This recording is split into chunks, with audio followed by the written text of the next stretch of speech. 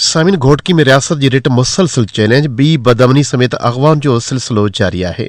उबाड़ो डेहरकी में सहाफ़ी के भाव ऐं संदसि सौट समेत 6 नौजवान हिक ही धक से गुम थी विया। मोबाइल फोन भी मुसलसिल बंद।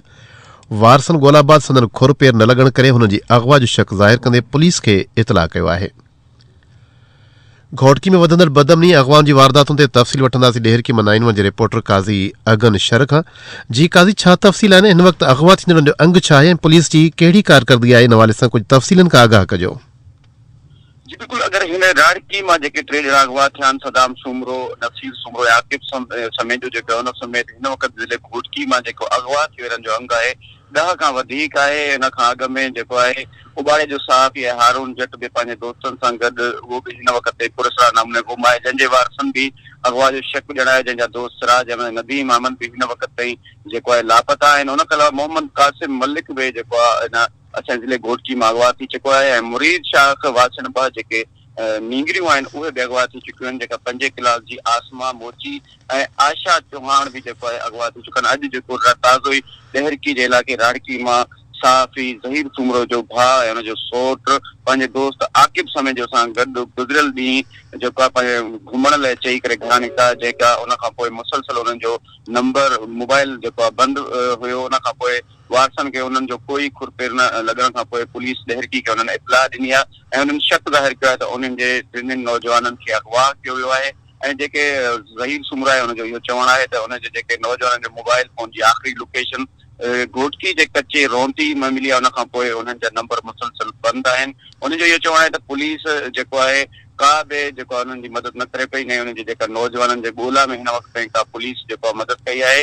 होॾां उबाड़े सां तालुक़ रखंदड़ जेको सहाफ़ी हारून जट आहे ऐं हुनजा दोस्त सिराज ऐं नदीम जेके आहिनि उन्हनि जा वारिस बि सरापा एहतजाज आहिनि, उहे बि इहो चई रहिया आहिनि त पुलिस हिन वक़्तु उन्हनि जी का मदद न आहे कई।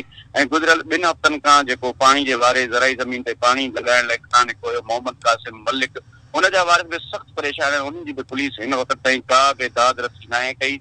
ऐं जेका आयशा चौहान आहे उनजे वारसनि अॼु पुलिस जे ख़िलाफ़ पाक किताब खणी करे मुरीद शाह में एहतजाज कयो आहे। उन खां अलावा जेके असांजा ज़रिया आहिनि उन्हनि जो इहो ॿुधाइणु आहे त ज़िले घोटकी जो जेको कचो आहे रोंती जो कचो उहो धाड़ेलनि जी आमाजगाह बणिजी चुको आहे ऐं उहो सिंध जे ऐं पंजाब बलूचिस्तान समेत मुख़्तलिफ़ इलाइक़नि मां माण्हू जेके आहिनि उते अगवा करे रखिया वेंदा आहिनि, पर पुलिस हिन वक़्तु ताईं उन्हनि खे जे ख़िलाफ़ का मौसर कार्रवाई न आहे जंहिंजे करे धाड़ेल हिन वक़्तु ताईं जेको आहे ताक़तवर बणियल आहिनि। होॾां पुलिस सां हिन वाक़े जे जेके 3 डेहरकी मां अगवा थिया आहिनि हिन हवाले सां राब्तो करण जी ॻाल्हि कई कोशिशि कईसीं त पुलिस पंहिंजी पत रखण लाइ जेको आहे हमेशह वारे मौक़ो इख़्तियार कंदे चयो त जेके नौजवान आहिनि उहे औरताणे आवाज़ में हिचकिजी करे कचे तरफ़ वञी करे धाड़ेल वटि अगवा थिया आहिनि, पर पुलिस पंहिंजी जेका नाअहली आहे जेका नाकामी आहे उनखे लिकाइण लाइ वारसनि ते बि दबाव विझी रही आहे त उहे बि कोई आवाज़ बुलंद न करनि न एहतजाज कनि। पर जेका सुमरा बिरादरी जो चङो मुड़ुस खलील सुमरो आहे उन सां जॾहिं 9 जे तरफ़ राब्तो करण जी कोशिशि कई, उन ॿुधायो त जेकॾहिं उन्हनि जे नौजवाननि खे शाम ताईं बाज़ियाब न करायो त सख़्तु एहतजाज कंदा ऐं SSP घोटकी ऑफिस अॻियां जेको आहे धरणो ॾींदा। उन्हनि जो इहो चवणु आहे त पुलिस जी जेका रिठ आहे उहा ज़िले घोटकी में नाकाम नज़र अचे पई। पुलिस धाड़ेल अॻियां जेको आहे बेवस बणियल आहे। रोज़ जे बुनियाद ते नौजवाननि खे अगवा कयो पियो वञे।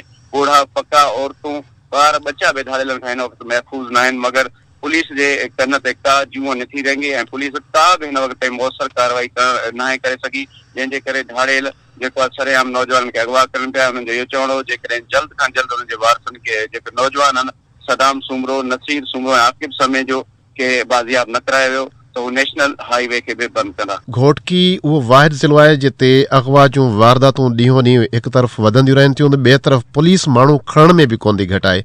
खानपुर महर पुलिस मुबैना तौर ते 8 सालनि जे नींगर खे खंभे गुम करे छॾियो। वारसनि इल्ज़ाम हयो आहे त खानपुर महर पुलिस नींगर जी आज़ादी लाइ 50,000 रुपया घुरिया आहिनि, न ॾियण जी सूरत में नुक़सान पहुचाइण जूं धमकियूं ॾेई रही आहे। अहिड़ो इल्ज़ाम खानपुर महर जे देह माकाही जे ॻोठ साहिब ख़ान छिजण जे रहवासी पीरसन साहिब अली छिजण हणंदे एहतजाज कंदे ॿुधायो त 1 हफ़्तो अॻु खानपुर महर पुलिस जा अहलकार हुन जे घर ते बिना जवाज़ चढ़ाई करे मर्दनि जी ग़ैर मौजूदगी में औरतुनि ते तशदुद करण बाद घर में वेठल 8 सालनि जे पोटे शेरबाज़ छिजण खे खंभे खणी विया। पीर संडारे इहो बि चयो आहे त संदसि मासूम पोटे खे खानपुर महर पुलिस गुम करे छॾियो आहे। संदसि आज़ादी जे लाइ 50,000 रुपया घुर कया, पर हू ग़रीब ऐं बेपहुच मज़दूर हुअण करे पैसा नाहिनि ॾेई सघिया। हाणे पुलिस खे नुक़सानु पहुचाइण, संदसि पोटे मथां ऐं संदसि मथां केस दाख़िल करण जूं धमकियूं ॾेई रही आहे। हुन IG सिंध MNA सरदार मोहम्मद बख्श खान महर समेत ॿियनि वसवारनि खां नोटिस वठी संदसि पोटो आज़ादु कराए ॾियण ऐं खेनि खानपुर महर पुलिस खां तहफ़ुज़ जो मुतालबो कयो आहे।